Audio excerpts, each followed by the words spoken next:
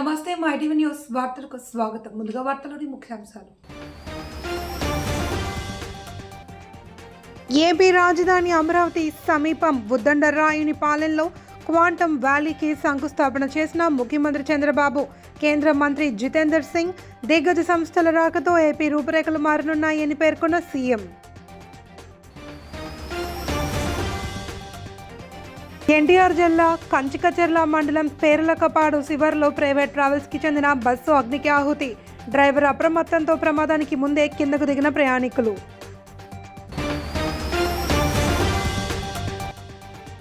ప్రభుత్వ వైఫల్యాలు, అరాచకాలపై ప్రశ్నిస్తే దాడులు చేస్తారా అంటూ కూటమిపై మండిపడిన శాసనమండలి విపక్ష నేత బొత్స సత్యనారాయణ. ఏపీ రాజధాని అమరావతిలోను ఉద్దండరాయునిపాలెంలో ముఖ్యమంత్రి చంద్రబాబు నాయుడు, కేంద్ర మంత్రి జితేంద్ర సింగ్ క్వాంటమ్ వ్యాలీకి శంకుస్థాపన చేశారు.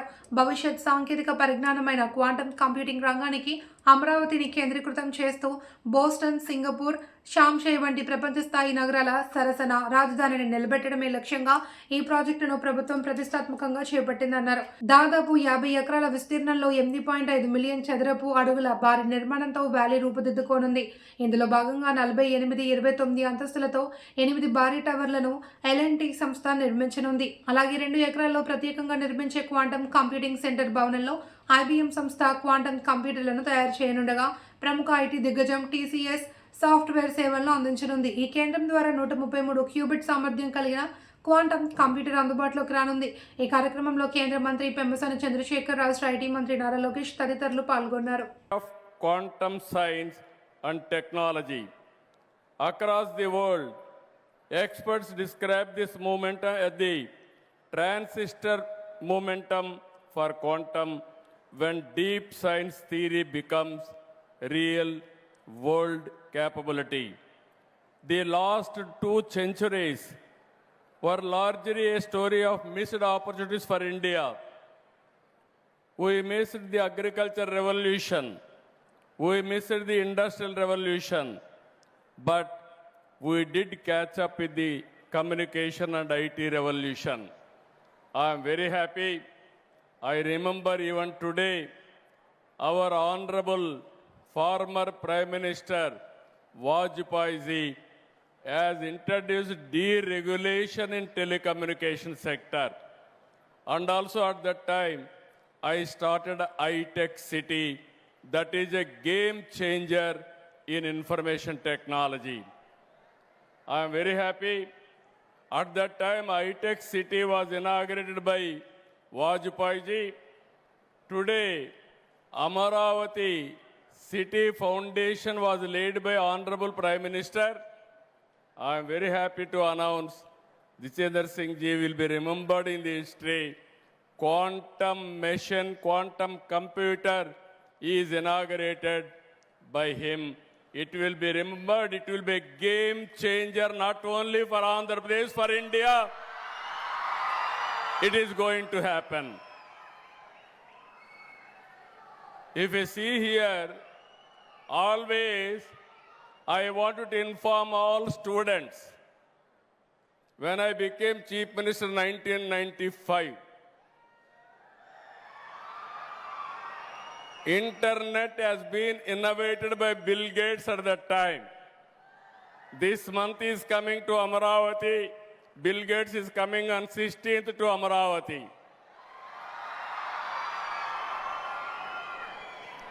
If you see here, BSNL or deregulation of telecommunication has started in 1999 by Vajpayee ji. Our Honorable Prime Minister recently has innovated 4G, Swadeshi 4G stack, developed by BSNL, TCS, Tejas and IIT Madras. I appreciate them. First time proper product has come from India. This is my dream, not today. For the last 3 decades, first time, one of the best product we are able to produce. Now it is a matter of 4G, 5G. NTR జిల్లా కంచుకచర్ల మండలం పేరుకలపాడు గ్రామ శివారు inventor chemicals వద్ద private travels bus అగ్ని ప్రమాదానికి గురైంది. ప్రమాదంలో intercity smart bus అగ్ని ప్రమాదానికి ఆహుతైంది. ప్రమాదాన్ని ముందే గమనించిన డ్రైవర్ బస్సును ఆపివేయడంతో అందులోని ప్రయాణికులు క్రిందకి దిగిపోయారు. షార్ట్ సర్క్యూట్ కారణంగా బస్సులో మంటలు చెలరేగినట్లు స్థానికులు తెలిపారు. వెంటనే స్పందించిన కంచుకచర్ల అగ్నిమాపక సిబ్బంది సంఘటన స్థలానికి చేరుకుని మంటలను ఆర్పివేశారు. తెల్లవారుజామున 5:30 సమయంలో ప్రమాదం జరిగినట్లు స్థానికులు తెలిపారు. హైదరాబాద్ నుండి గుంటూరు వెళ్తున్న వరుణ్ ప్రైవేట్ ట్రావెల్స్ స్మార్ట్ బస్సులో ప్రమాదం జరిగిన సమయంలో 39 మంది ప్రయాణికులు ఉన్నారు.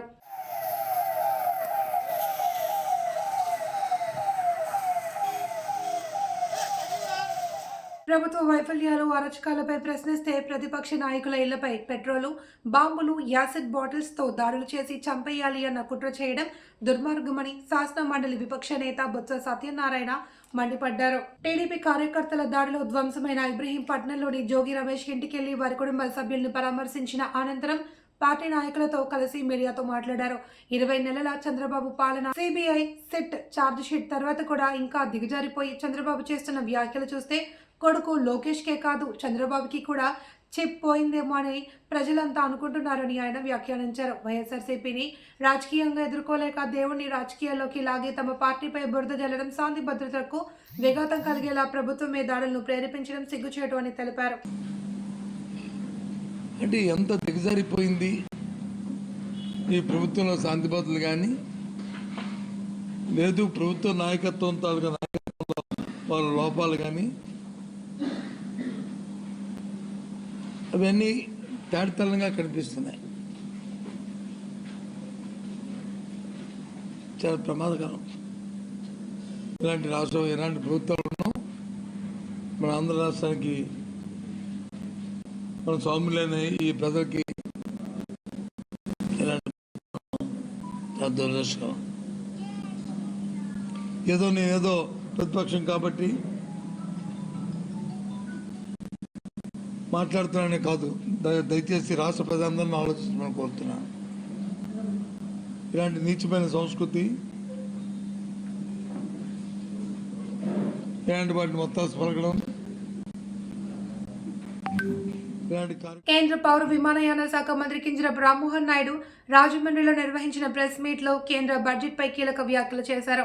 ఆర్థిక మంత్రి నిర్మలా సీతారామన్ ప్రవేశపెట్టిన బడ్జెట్ దేశ భవిష్యత్తును దృష్టిలో పెట్టుకుని రూపొందించబడింది అని ఆయన తెలిపారు. వికసిత భారత్ 2047 లక్ష్యంగా ఈ బడ్జెట్ పునాది నిలుస్తుంది అని, ప్రధాని నరేంద్ర మోడీ నాయకత్వంలో భారత్ ప్రపంచంలో 4వ ఆర్థిక శక్తిగా ఎదిగింది అని, 7% వృద్ధి రేటుతో అభివృద్ధి కొనసాగుతుంది అని తెలిపారు. IT, health, artificial intelligence, semi conductors, biopharma వంటి రంగాలకు భారీ కేటాయింపులు జరిగాయని తెలిపారు. యువత స్టార్టప్లకు ప్రోత్సాహం అందించడంతో దేశంలో ఇప్పటికే 2 లక్షల స్టార్టప్లు ఉన్నాయని వెల్లడించారు. ఈ కార్యక్రమంలో ఎమ్మెల్యేలు, ఎమ్మెల్సీ, రుడా చైర్మన్, కూటమి నాయకులు, కార్యకర్తలు పాల్గొన్నారు. పెద్దలు, వయసులో నాకన్నా పెద్దవారు, అనుభవంలో కూడా నాకన్నా పెద్దవారు ఉన్నారు అందరూ కూడా. అలాగే ఈ యొక్క కార్యక్రమానికి విచ్చేసినటువంటి కూటమి నాయకులు, కార్యకర్తలు, వివిధ హోదాల్లో పనిచేస్తున్నటువంటి ప్రతి ఒక్కరికి కూడా నా హృదయపూర్వకమైనటువంటి నమస్కారాలు తెలియజేసుకుంటున్నాను. ముందుగా మనం అందరం కూడా విశ్లేషణ చేసుకోవాలి. 2014లో దేశానికి ప్రధానమంత్రిగా వచ్చినటువంటి నరేంద్ర మోదీ గారి తాలూకా నాయకత్వంలో 2014కు ముందు భారతదేశం గురించి ప్రపంచంలో ఎక్కడైనా మాట్లాడుకుంటే ఫ్రజైల్ 5 ఎకానమీస్గా ఒకటి గుర్తించారు. ఫ్రజైల్ 5 అని అంటే బలహీనంగా ఉండేటటువంటి దేశాలలో ఒకటి భారతదేశం అని చెప్పి ఆ రోజు 2014కు ముందు ఎకానమిస్ట్ అందరూ కూడా డిసైడ్ చేయడం జరిగింది. తర్వాత ప్రధానమంత్రిగా నరేంద్ర మోదీ గారు వచ్చిన తర్వాత గత 12 సంవత్సరాలుగా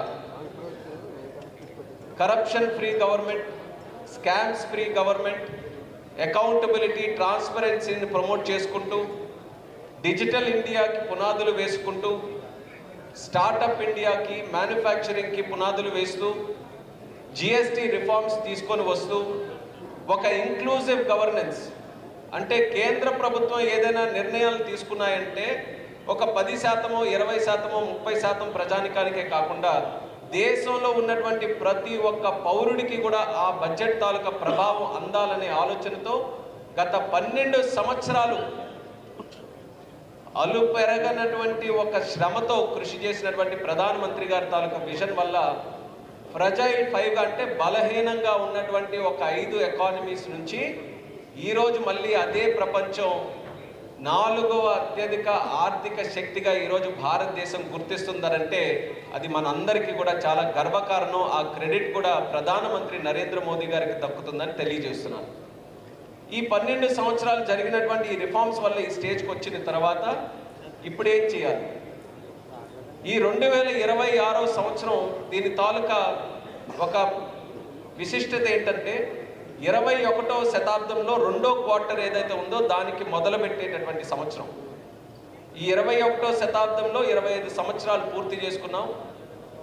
ఈ 25th నుంచి 50th ఇయర్కి వెళ్ళడానికి మొట్టమొదటి సంవత్సరం. ఇందులో ఒక చాలా పెద్ద లక్ష్యం మన అందరం భారతదేశం తరపున పెట్టుకున్నాం. వికసిత్ భారత్ 2047.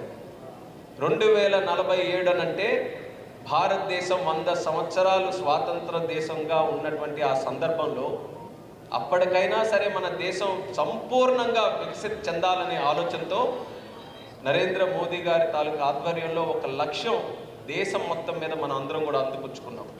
వికసిత్ భారత్గా మనం అందరం కూడా అవతరించాలి. అది కూడా ఈ క్వార్టర్లో 2047 మనం హిట్ చేయబోతున్నాం. అది సాధించాలనంటే ఇంకా భవిష్యత్తులో మనం ఏం చేయాలి? ఆ నిర్ణయాలకు అనుగుణంగా తయారు చేసినటువంటిదే ఈసారి ప్రవేశపెట్టినటువంటి కేంద్ర బడ్జెట్.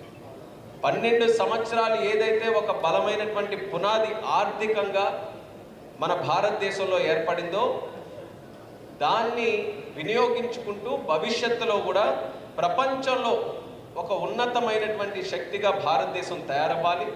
అలాగే మన భారతదేశం కూడా సంపూర్ణంగా అభివృద్ధి చెందాలనే ఆలోచనతో ఆర్థిక శాఖ మంత్రివర్యులు నిర్మలా సీతారామన్ గారు ప్రవేశపెట్టిన బడ్జెట్. విజయనగరం జిల్లాలో గ్రంథాలయాల అభివృద్ధికి కృషి చేయాలి అని రాష్ట్ర చిన్న సూక్ష్మ మధ్య తరహా పరిశ్రమలు పేదరిక నిర్మూలన ఎన్ఆర్ఐ సాధికారక సంబంధాల శాఖ మంత్రి కొండపల్లి శ్రీనివాస్, రాష్ట్ర గిరిజన స్త్రీ శిశు సంక్షేమ శాఖల మంత్రి గుమ్మిడి సంధ్యారాణి పిలుపునిచ్చారు. గ్రంథాలయాలను ప్రజలకు మరింత అందుబాటులోకి తీసుకురావాలి అని కోరారు. ఉమ్మడి జిల్లా గ్రంథాలయ సంస్థ చైర్పర్సన్ గా దొంకాడ రామకృష్ణ ప్రమాణ స్వీకారం చేశారు. జిల్లా కేంద్ర గ్రంథాలయ ప్రాంగణంలోని గురుజాడ కళాభారతిలో ఘనంగా జరిగిన ఈ ప్రమాణ స్వీకార కార్యక్రమానికి మంత్రులు శ్రీనివాస్, సంధ్యారాణి ముఖ్య అతిథులుగా హాజరయ్యారు. శాసనసభ్యులు పూసపాటి అతిథి విజయలక్ష్మి, గణపతిరాజు, బేబీ నయన, తోయక జగదీశ్వరి తదితరులు పాల్గొన్నారు.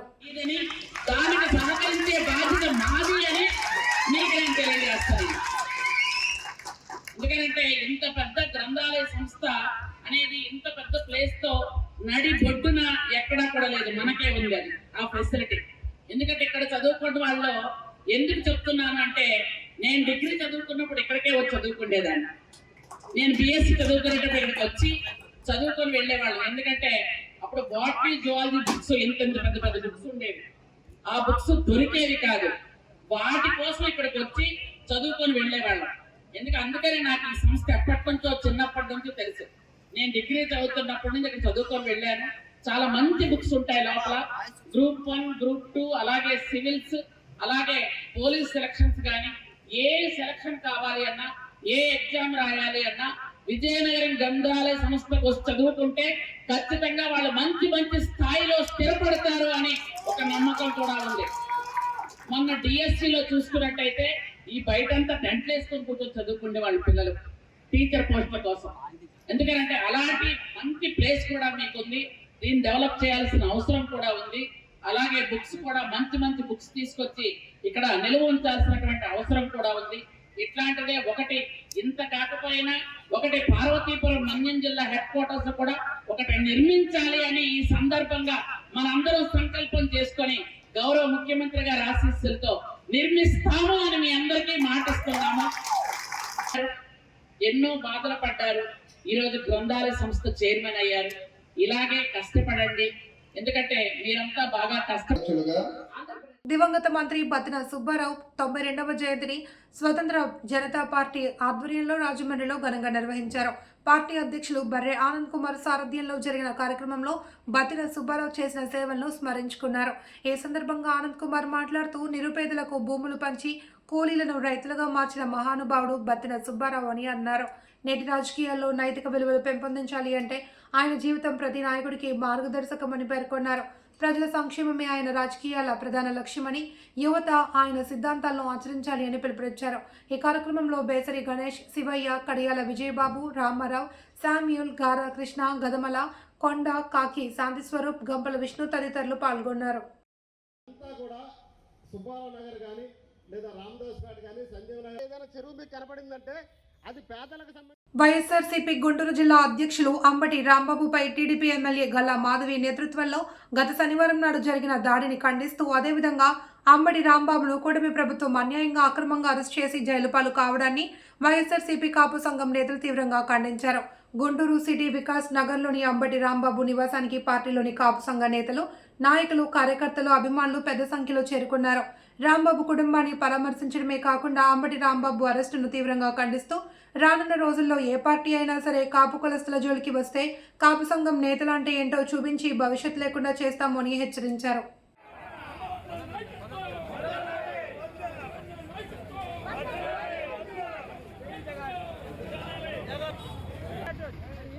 రాజమండ్రి కంటిపూడి సుజుకి షోరూంలో సుజుకి సంస్థ రూపొందించిన సుజుకి యాక్సెస్ ఈ వెహికల్ ను ఆర్డీఓ సురేష్ కుమార్ లాంఛనంగా ప్రారంభించారు.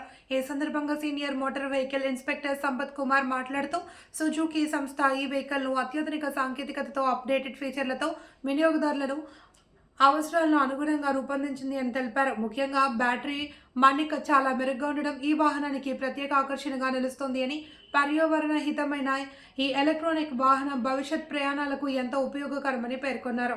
ఈ కార్యక్రమంలో షోరూం యజమానులు ముల్లపూడి జగన్, కె వినయ్, బాబు, సిహెచ్ సత్యనారాయణ మూర్తి మాట్లాడుతూ, వినియోగదారులకు ఉత్తమ సేవలు, నాణ్యమైన వాహనాలను అందించడమే తమ లక్ష్యమని పేర్కొన్నారు. ఈరోజు రాజమండ్రి కంటిపూడి సుజుకి షోరూంలో యాక్సిస్ ఈ వెహికల్ని లాంచ్ చేయడం జరిగింది. ముఖ్య అతిథిగా district transport officer Shri R Suresh గారు పార్టిసిపేట్ చేశారు. ఈ వెహికల్ యాక్సిస్ 125 యాక్సిస్ని గమనిస్తే చాలా అడ్వాన్స్డ్ ఫీచర్స్ తోటి, అప్డేటెడ్ ఫీచర్స్ తోటి ఉన్నట్టుగా మనకు అర్థమవుతూ ఉంది. ఉదాహరణకి బ్యాటరీని కూడా LFP అని 3 రకాల మెటీరియల్స్ తోటి డెవలప్ చేసి, అప్డేట్ చేసి, డ్యూరబిలిటీని బాగా ఎక్కువగా ఉండేట్టుగా తీసుకొచ్చారు.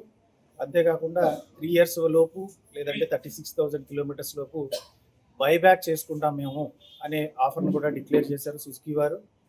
నాకు తెలిసి ఏ ఇతర ఈ వెహికల్స్ కూడా అలాంటి బైబ్యాక్ ఫెసిలిటీ ఉన్నట్టుగా నేను గమనించలేదు. యాక్చువల్గా ఈ సెకండ్ హ్యాండ్ వెహికల్స్ని, యూజ్ చేసిన వెహికల్స్ని డిస్పోజ్ చేయడం ఈ వెహికల్స్లో అతిపెద్ద సమస్య. అలాంటిది ఈ బైబ్యాక్ ఆఫర్ ద్వారా వీళ్ళు ఆ సమస్యని పబ్లిక్కి, సిటిజన్స్కి ఓవర్కమ్ చేశారని నేను భావిస్తున్నాను. బ్యాటరీ డ్యూరబిలిటీ కూడా బాగుందని చెప్తున్నారు.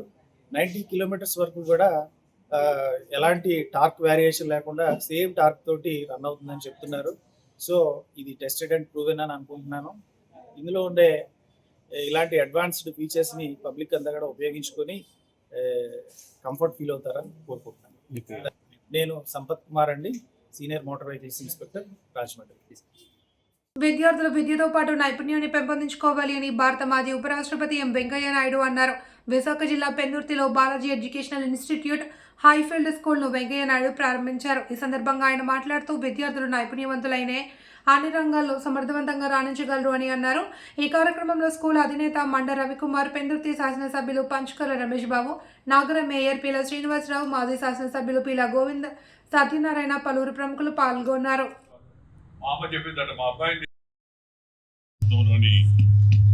బాలాజీ హైఫీల్డ్ ఇంటర్నేషనల్ స్కూల్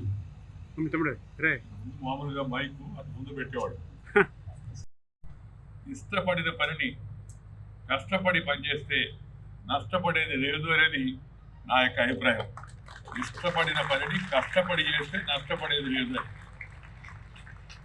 తర్వాత జీవితంలో మనకు భగవంతుడు ఒక మంచి అవకాశం ఇచ్చి ఒక స్థాయి కల్పించినప్పుడు మనము తిరిగి సమాజానికి ఏదో ఒకటి ఇవ్వాలనే భావం కూడా మన భారతీయ ధర్మశాస్త్రంలో ఉంది. Share and care is the core of Indian philosophy అని చెప్తూ ఉంటారు. అందుకే ప్రపంచంలో ఏ దేశంలో అంత విధంగా మనం వసుదైక కుటుంబకం అని, సర్వే జన సుఖినో భవంతు అని, ప్రపంచం అంతా ఒక కుటుంబంలాగా బతకాలి అని ఆలోచించి చెప్పేట జాతి ప్రపంచంలో భారత జాతి అని చెప్పడానికి నేను గర్విస్తున్నాను భారతీయుడిని. మనకిన్న తెలివితేటలను, మనకు వచ్చిన సంపదను ఇతరులతో కూడా పంచుకోవడానికి అనేక మార్గాలు ఉన్నాయి. ఈ మార్గంలో శ్రీ మండవ రవి ఈ విద్యారంగాన్ని ఎంచుకోవడం, ఈ విద్యారంగంలో కాస్త మరి నగరం మధ్యలో కాకుండా కాస్త వెనుకబడిన ప్రాంతాల్లో విద్యా సంస్థలు పెట్టడం చాలా సంతోషం.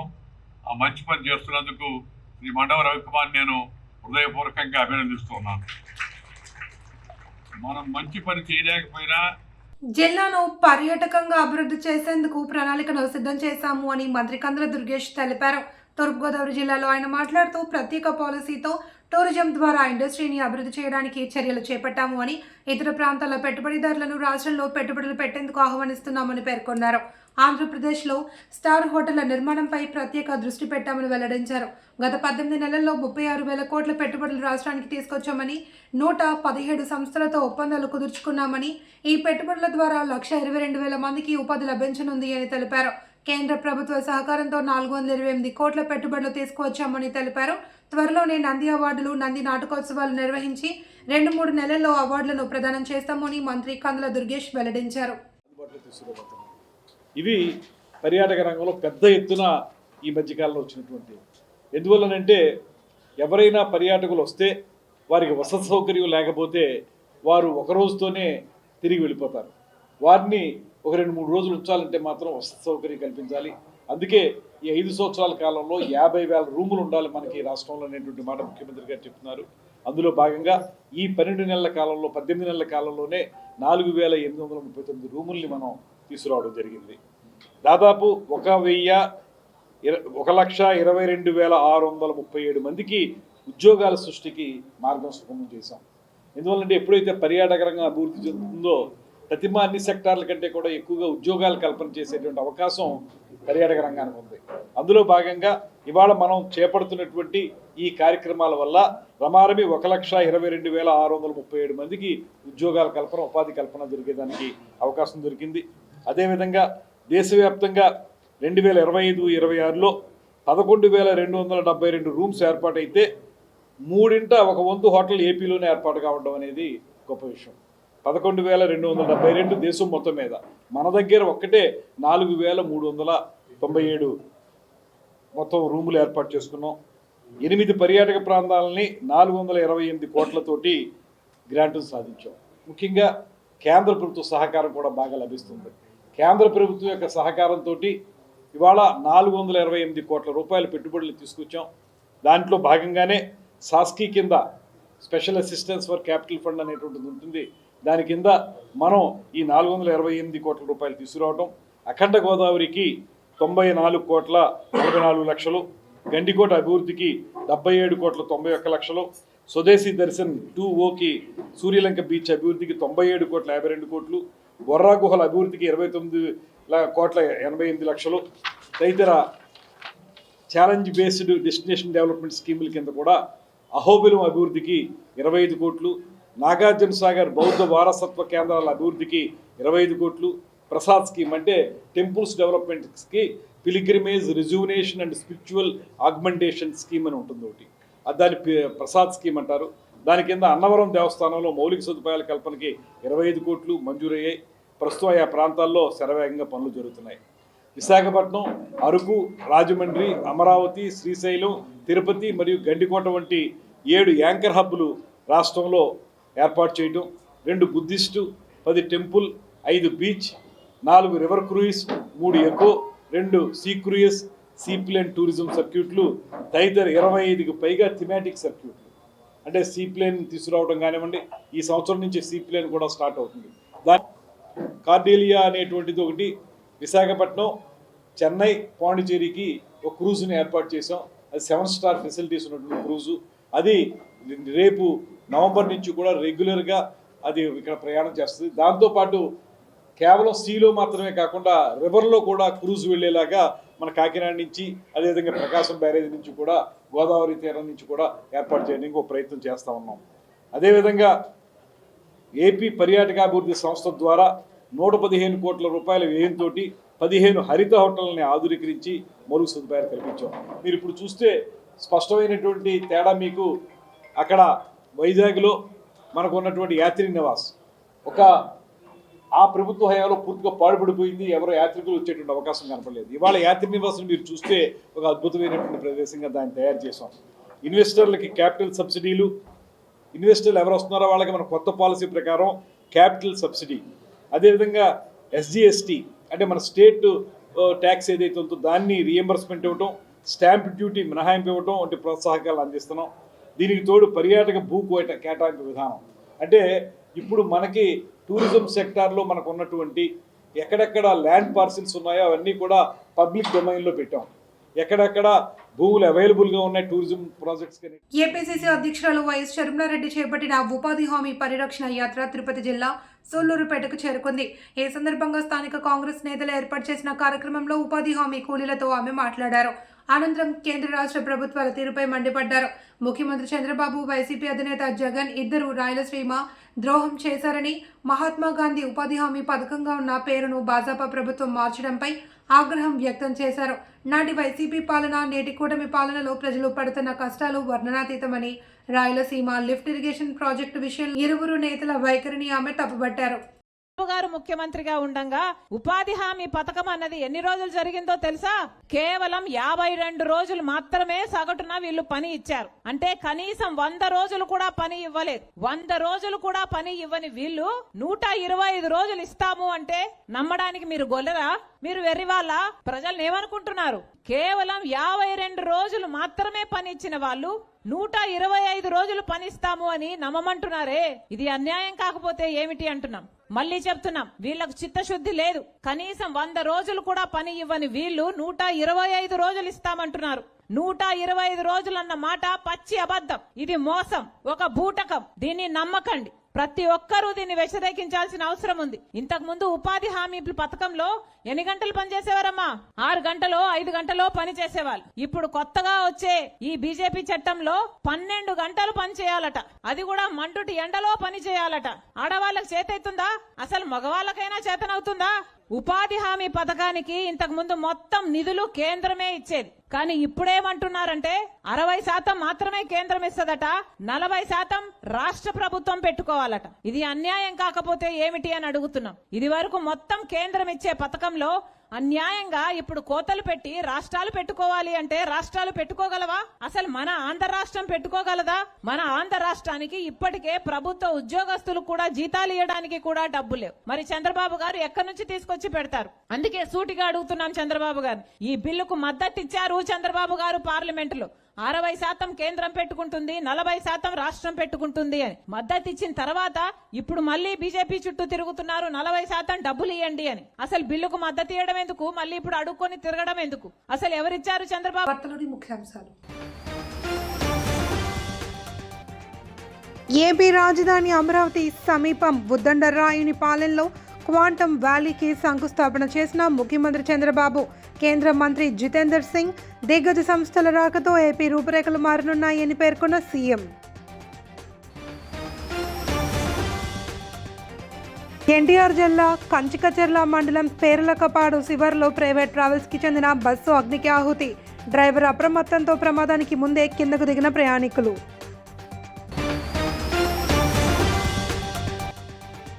ప్రభుత్వ వైఫల్యాలు, అరాచకాలపై ప్రశ్నిస్తే దాడులు చేస్తారా అంటూ కూటమిపై మండిపడిన శాసన మండలి విపక్ష నేత బొత్స సత్యనారాయణ. వార్తలంతటితో సమాప్తం. తిరిగి రేపు ప్రసారమయ్యే మైటీవీ న్యూస్తో మళ్ళీ కలుసుకుందాం. అంతవరకు సెలవు. నమస్తే.